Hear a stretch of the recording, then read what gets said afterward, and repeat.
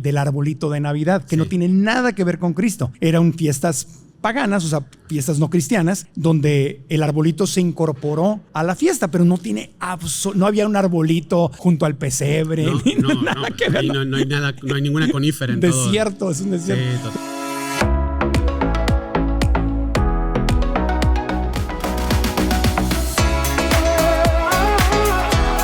Los pueblos nórdicos celebraban fiestas que duraban 7, 8, 15 días y quemaban árboles, pinos y otros árboles, y se encerraban. En el invierno era terrible y había las creencias de que había que quedarse adentro de la casa con el árbol, con un árbol, porque afuera estaban los espíritus diabólicos que podían robarse tu alma. Entonces, eso no tiene nada que ver con Cristo, pero eran justo en diciembre, o sea, en las noches. En la zona del solsticio de invierno. Exacto, en las noches más frías. Sí. Entonces, y de ahí viene el tema del arbolito de Navidad, que no tiene nada que ver con Cristo. Eran fiestas paganas, o sea, fiestas no cristianas, donde el arbolito se incorporó a la fiesta, pero no tiene no había un arbolito junto al pesebre, nada que ver. No hay nada, no hay ninguna conífera en todo. Desierto, es un desierto. Sí, totalmente. Entonces, de ahí viene el arbolito, ¿no? Es como el tema de los nórdicos. Se toma la tradición en la parte anglosajona, ¿no? Hay una canción que luego es Oh, luz de Dios, estrella azul, que es alemana, On Tannenbaum, que yo no sé alemán, pero sé que eso es lo que dice, y es precisamente sobre el árbol de la Navidad. El cristianismo durante muchos siglos ha tomado tradiciones que no alteran la creencia personal propia de la fe y las ha cristianizado y las ha dicho, oye, podemos adaptarlo, ¿no? En México, por ejemplo, está el altar de muertos. El altar de muertos es una tradición previa al cristianismo. Sí. Y que el cristianismo la adopta y dice, oye, vamos a orar por nuestros muertos, vamos a pedir por ellos.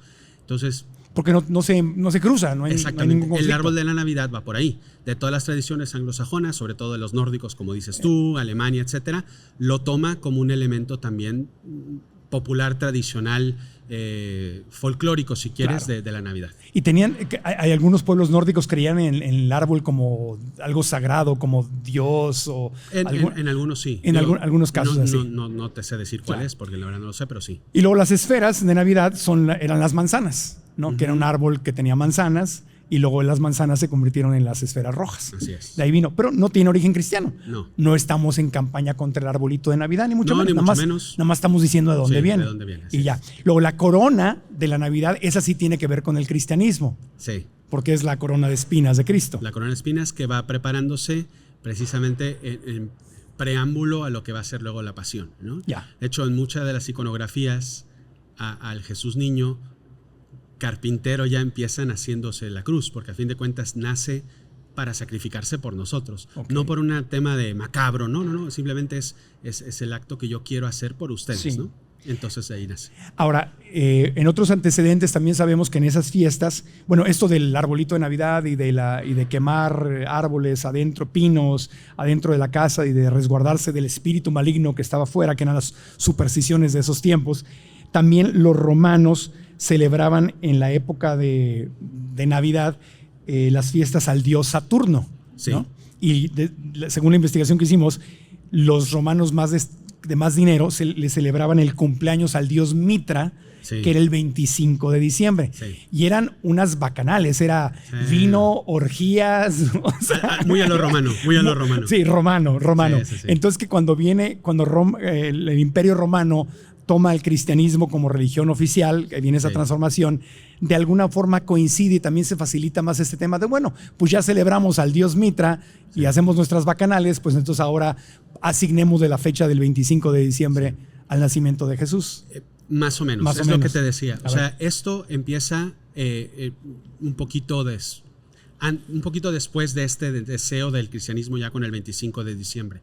Lo que hace el cristianismo es, oye, aquí se está celebrando algo, ya sobre todo a partir de Constantino en el siglo IV con el Edicto de Milán, en el que se permite la libertad religiosa. No nombra el cristianismo como la religión oficial, permite la libertad religiosa. Un paso intermedio. Exactamente. El Edicto de Milán es, no hay persecución, eso es lo importante. Yo soy cristiano, dicen, porque mi madre lo es y me ha ayudado, etcétera, pero no lo impone como lo hace Teodosio, por ejemplo, en Constantinopla. Es distinto. Eso ya viene después. Viene después, no mucho después. Pero bueno, entonces, ¿qué es lo que hace el cristianismo? Es, ya que nos permiten, no nos van a perseguir por celebrar nuestra fe, ¿cómo podemos aprovechar estas fiestas para poder evangelizar mejor? Ese es el sentido que hay detrás. Sí, y de hecho no ha cambiado mucho, porque las posadas que tienen es el tema de la Virgen y José pidiendo posada y buscando dónde estar, donde puede dar a luz la Virgen, sí. O sea, María.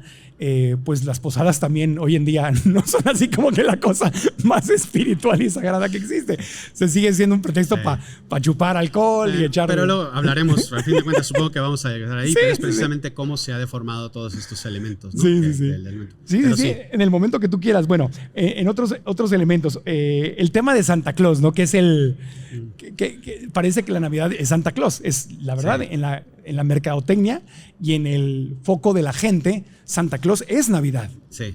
Y Jesús pasó, pues, la mercadotecnia lo desplazó a un segundo término. Entonces, aquí tengo algunas investigaciones que hicimos, pero ¿tú qué información tienes de Santa? A lo mejor coincide, ¿sí? ¿no? O sea, el origen histórico es San Nicolás de Bari, sí. o de Mitra, creo que se llama. San Nicolás de Bari.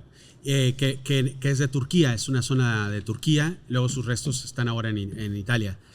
Es un santo era un santo muy popular, con más de 1000 iglesias en todo el mundo dedicadas a él.